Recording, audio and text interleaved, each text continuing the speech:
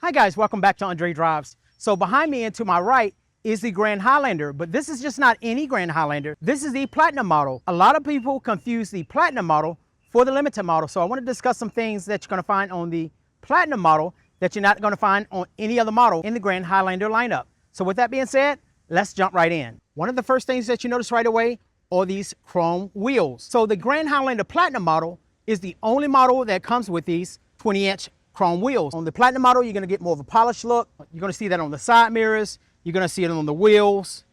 You also see some of that in the front, guys. So right around here, right around the lights and over across the front fascia here. And across the front fascia, you're going to have more like a gloss black across the front fascia. And you also see a standard panoramic view monitor. That is standard in the Platinum model, optional on the Limited. So around the sides here, you will see color keyed side mirrors here, chrome right around here around the integrated turn signals. There's your integrated turn signal there. You also are going to see cameras on the side that's going to complement the camera in the front, and it's going to give you that overhead view. Now on the sides right here, you're going to see color key door handles with your automatic lock and unlock on the front, but also on the back. That's something that you're not going to see on the Highlander. And as we walk around here to the back, something else that you'll notice on the Platinum model, it only comes in all-wheel drive. In the Limited, you can get a front-wheel drive and an all-wheel drive. But once you go to the Platinum, it only comes in an all-wheel drive. So you will not see a front-wheel drive in the Platinum model, guys. So underneath here, you do have a standard backup camera here. But right in here also, I don't know if you guys can see that. You can also see a camera, okay? So your digital review mirror is standard, and this is the camera that it's going to use. So I'll show you that later on in the video. So there's your Platinum there, just so you know you have a Platinum. And as we open the back door here, we can either open it here, or you have a kick sensor right in the middle. All right, in the back, you got plenty of space here. Difference that you're gonna find between the Grand Highlander and the Highlander, you're gonna have more room behind the third row, and also you're gonna have more room in the third row. You're gonna have a standard 11 speaker JBL premium system. You can also fold these seats down. So if you don't need these seats, you can just fold those down. And the headrests, you notice the headrests will collapse as you push them up. So there you go. And they're gonna fold down. Now, as far as the seat belts themselves, let me show you a trick that you may not know. So with these seat belts here, we're going to take those out, and we're going to fold the seat back down here. Now with your seat belts here, you notice this clip right here. This clip right here, you can actually use to secure your seat belts to the side there. You notice that? So that keeps it nice and clean right there along the sides, and you can do the same on this side as well. And if you look closer, you do have some USB-Cs here for the passenger side and for the driver side for your passengers in the third row. And you also have cup holders on both sides as well. As we look on the inside, this is another difference that you're going to see in the Platinum model versus the Limited. This portobello interior is a third choice. You cannot get this in any other trim level except for your Platinums, whether or not you go with the Platinum Hybrid Max or the Platinum Gas model. And your portobello is going to be a brown color, as you can see. So very nice looking color. And you can also get a black or either a light gray and a different color here for your wood. So if you go with a light gray, you're also going to get a different color as well. So along the sides here, you're going to see more of that portobello interior. All your colors right here are a little bit different, guys. If you go with a nightshade, this also change again. Okay, it's going to be sort of a black sort of diamond cut. So you see that as well. But this is what you get on the portobello here. You have your memory seats here along the sides. You can set it and hit one or either set two between two drivers. You also have power folding mirrors here. So if you want to fold the mirror yourself, press this right here. And if you want it to be automatic, press automatic. And anytime you lock the door, it will actually fold your mirrors. Now you do have a 8-way adjustable here. Kind of upset that you don't have a 10-way adjustable. So therefore you could have additional positions like a 4-way position for your lumbar here. So it can travel up the back and it can inflate the bladder like up a little bit higher if you need the support here, or either down low if you need the support there. And on the passenger side, you do have a 6-way adjustable, but no lower lumbar. Along the front right here, we do have our Toyota Safety Sense 3.0, and this is gonna be your automatic high beam lights. This is part of your Toyota Safety Sense 3.0. You also have your heated steering wheel. It's gonna heat up at 9 and 3. So if you look here, you do have your trip odometer, which you can change between your trip A and trip B if you're tracking your miles for business. And you can even adjust the dash right here, which is a 12.3-inch display here. So I'll be showing you that shortly. You have your automatic high beam lights, as I mentioned before, and you also have your fog lights that you can power on and off as you need. Here on the left-hand side of the steering wheel, this is more traditional on Toyotas that you're seeing today. So on this side, this is typically the navigation of your 12.3-inch display here. So you have two digital clusters, as you can see. So you can swing it to the left and right, and that's going to change your options that you see in each cluster. Or you can press this OK button and you can hold it and you can swing it to whatever information that you want. So swing it further to the left and I can select or deselect what I want to see or don't want to see. So if I want to select trip A because I'm using it for business purposes, I can. Tire pressure, that's important. All-wheel drive, not so much. Fuel economy, so we'll leave it there. So we'll back out. So hit this button here to back out. And once you back out, you should be able to go up and down to see what options that you selected there. So there we go. There's your fuel economy, blank. Tire pressure. So that's one of the ones we selected. And if I want to go back to the right, I can do the same. So keep going to the right and I can select or deselect. So if you look on this side right here, so this is actually going to be for your Bluetooth. So if someone's calling you, pick up here. Now on the older model Toyotas, you actually had two buttons here, one to pick up and one to actually disconnect. But on the new Toyotas, you only have one button. So press this button to connect, press it again to disconnect. You have your volume control here where you can control either the phone call or either the radio, and then you have your voice command. On your voice command, it's a little bit more intuitive and a little bit more advanced on the newer Arena software. But on this model here, you can still control your climate. So if you want to control your climate, you want to press your voice command here, press that button right there, change temperature to 72 degrees. Setting the temperature to 72 degrees. So there you have it, guys. And you can even control the fan speed. Change fan speed to high. Setting the fan speed to the maximum. So there you have it, guys. I mean, it's hot down here in the southeast. It's a little bit cooler today, but if I want it on high, then I can turn it on high. And I have three zones. I have driver, I have passenger, and I have my rear, which is going to be here. Now, if I want to control the rear, I can either shut it off right here, I can turn it on or off, and I can control the rear temperature, I can control the direction, and also the fan speed. But looking across here, you do have your heated and ventilated seats. You can even get that on the Limited, guys. But what you can't get on the Limited, you cannot get a heads-up display. So that's one of your differences between the Platinum and the Limited. On the Limited, you can't, and on the Platinum, it's standard. So it's not an option like it is on the RAV4, but it is standard on the Grand Highlander. So you can adjust that. You can turn it on and off. So if I want to turn it on, I want to go to my settings here. So I want to press this little OK button. Press this little OK button here. Hold it. Once you see this little cursor pop up, go until you see the settings. There you go right there. Press the OK button, and I want to turn that heads-up display on, okay? Now, it's a little low right now. So what I want to do is press this OK button, and I want to hold it. And I want to go to brightness and positioning, and I want to press up right here, press up. And that's going to push that up, guys. So you can start to see it actually come up. Based on how short you are, if you're tall, if you're short, you're going to want it to come up. If you're tall, you might want to adjust it down, guys. And you can even control the brightness of it as well by going from left to right. Okay, so we want to brighten it up a little bit. So there we go, guys. So you see it right there. Now also, you notice you have paddle shifters as well, okay? So your paddle shifters are going to shift up in gears or either down in gears. And you also have your driver attention alert. That helps you with your traffic jam assist, but it also monitors your eyes. So therefore, you don't get the wandering eye and stuff like that, and the vehicle's telling you, hey, I can't see your eyes, you're looking around, sit up, correct your posture. So all those things that are conducive to accidents. There's no other way to get around it. If you're looking around, you're not paying attention, you're not sitting upright, you may not see certain things. So this right here is going to help you correct your posture, but also it's going to help that wandering eye and keep more of your attention on the road. On the right-hand side here, this is for your adaptive cruise control. Press this button right here. That's going to be your adaptive. And you also see your constant. Your difference between your adaptive and your constant is your adaptive is where the vehicle brakes, and your constant is like your old school cruise control. It only brakes when you brake. If you don't hit that button, then it won't brake, guys. You can go up 1 mile per hour at a time or down 1 mile per hour at a time. That's your set button. It doesn't say set, but that is your set button. And that's your lane keep assist, okay? That keeps you in the middle of your lane. It'll even go around a curve for you guys, but it's looking for that slight correction. If it doesn't get that, then it can and will disengage. Here, with your adaptive cruise control, you can control up to 4 car lengths. You can't do that with your constant. Your constant won't allow you to adjust the car lengths because that's just your regular cruise control. But you do have it just in case you don't like the vehicle braking for you. And down here, the mode button. So 2 different functions on that. You have your mode where you can actually press it once and it's going to jump between your AM, FM, XM on your infotainment display here.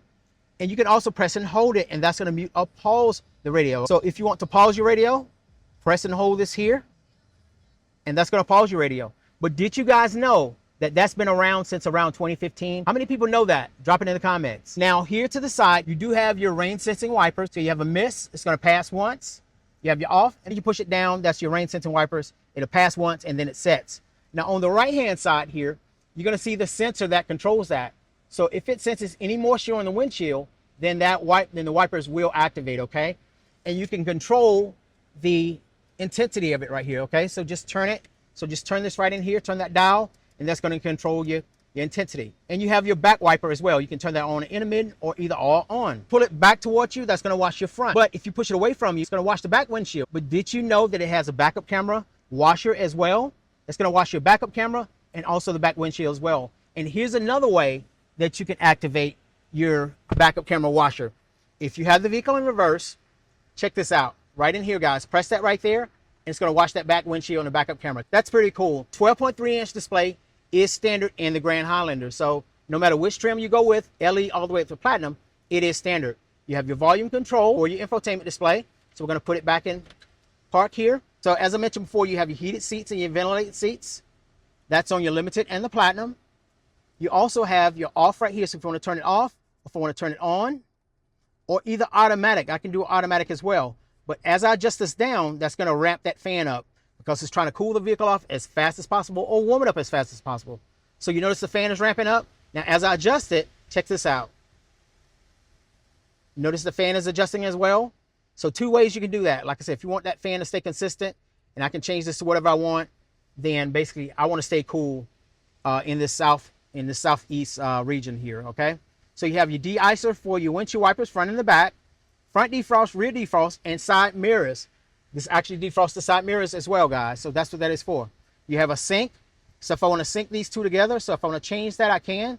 So the passenger side is on 73. This was on 69, but if I want to sync it, now your passenger is basically mirroring the driver's side, okay? But if I want to break it again, I can because this person on the passenger side is a little cold. So this right here, of course, that is your direction right here. And this right here is going to show you your rear right here, okay? So if your rear, if I want to lower that rear, I can.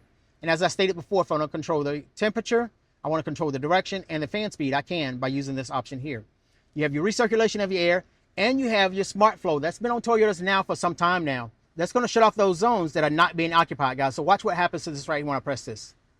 Notice it powers it off. If I turn it back on, then your rear comes back, okay? So that's your smart flow. As I look further down, hazard lights, you have your push button start here. You have your surround view camera or your panoramic view monitor, okay? That's standard in the Platinum model. So press that right there and I can scan around me. Or if I'm in drive, this is how I activate it, okay? So put it in drive. So once you put the vehicle in drive here, you can shut it off right here. But once you put the vehicle in drive here, it is in drive. I'm going to press this button right here, and this screen is going to come up. I can press this button right here, and that's going to activate it. So anytime I'm below 7 miles per hour, this screen is going to pop on. But if I don't like it, I can either turn it off or just hit that X right there if I'm navigating and I need to be able to see this screen here versus the screen of the overhead, showing you the overhead view of the vehicle. I can shut that off. Now, anytime I stop again, it's going to show me this view again. But if I want to stop it altogether, then just press this button right here and it's going to show a line through and it's going to stop that, guys. So this button right above it, that shows you the direction of your tires. So if I'm turning my tires right here, that's going to help me with the direction of the tires. So therefore I don't curve the wheels or tires. This is going to be a different view. Okay, if you press this button here, so different view. If you want that, you have a front view and you have a couple of other different views, okay? So that's the view I prefer right there because it shows the front side of the car whenever I park. And then you can X out of it as I stated before. So we're going to put it back in park. So you have some more USBs here. So if your passenger is wanting to charge their device, you have three options. You can charge here, you can charge there, but don't charge there, okay? You can even charge over here. There's a charger right there, USB-C there. But do not charge here because if you're navigating, your passenger is going to take over your directions here right here. And if you're in the middle of somewhere where you don't recognize, guys, then it could be kind of upsetting, okay? Frustrating is a better word, I guess. But anyway, so down here, look a little bit further, you have some additional cup holders here. You have your parking brakes, electronic parking brakes, so no more hand brakes or foot brakes. Once this right here is activated, you put it in park, it's going to reactivate. You put it in drive, it's going to deactivate. And then you have your hold button here. Your hold button is going to hold your brakes in place for roughly about 3 minutes. So let's say if you're in stop and go traffic. First thing is your seatbelt has to be on. Otherwise, it's not going to activate. So we're going to put the vehicle in drive, press and hold this right here. And now you notice this hold button right here. So let me zoom in a little bit where you can see that.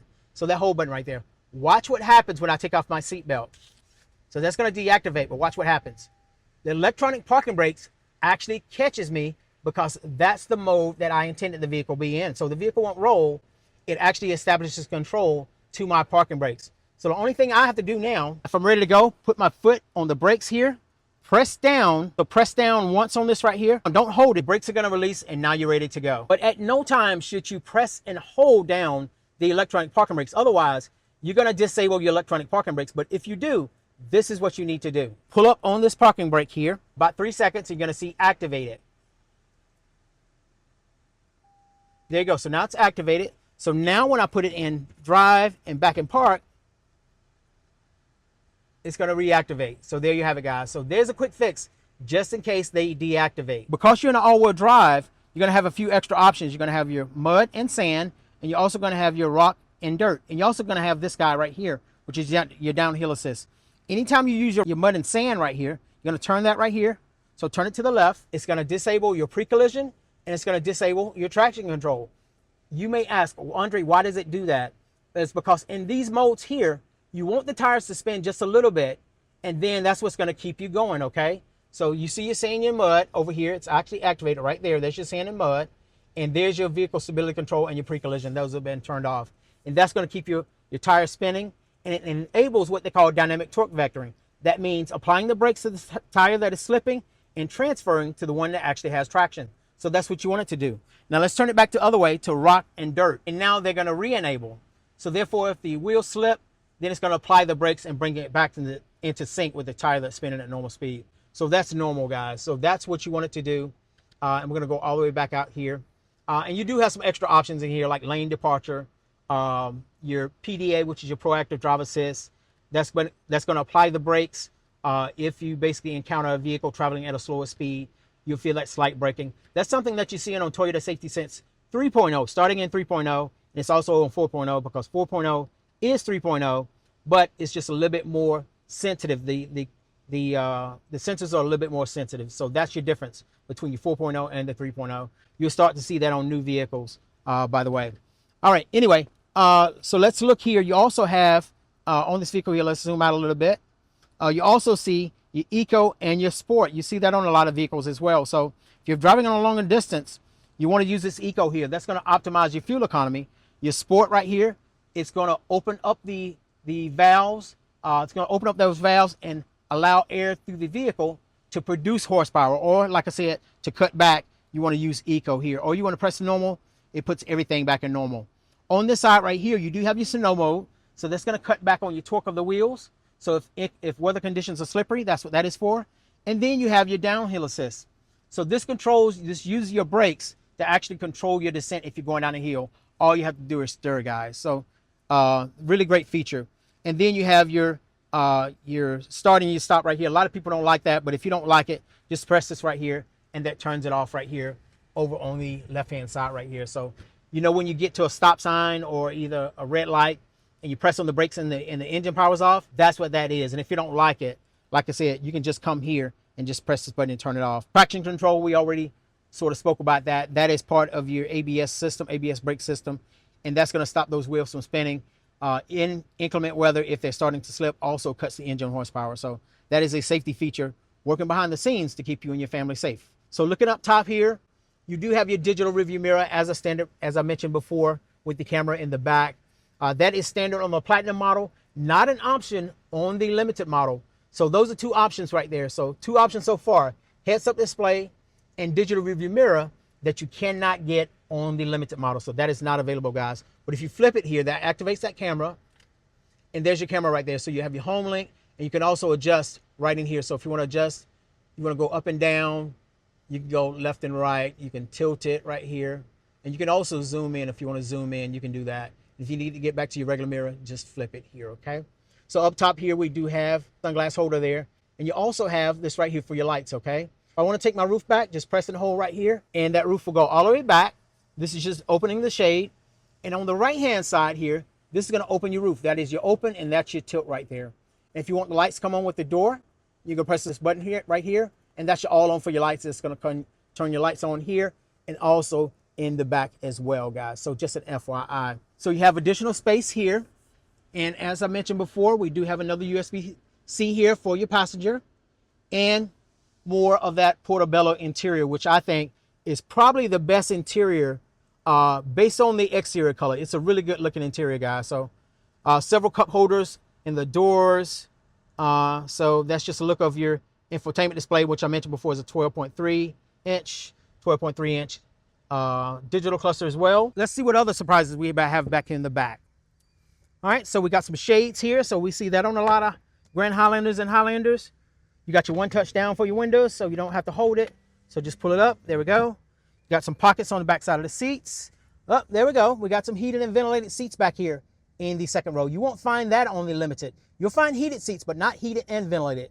So if you want ventilated seats in the second row, then you need to go with the Platinum model, whether or not that's the Hybrid Max or the gas model. Got some more USB-Cs here for driver and passenger. There's your second and third zone controls right there, okay?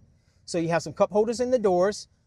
These right here only comes in captain's chairs. You cannot get a bench in the Platinum, okay? So there's your armrest. You can even take this piece out right here. And so if your kids don't have to step on this right here to get to the third row.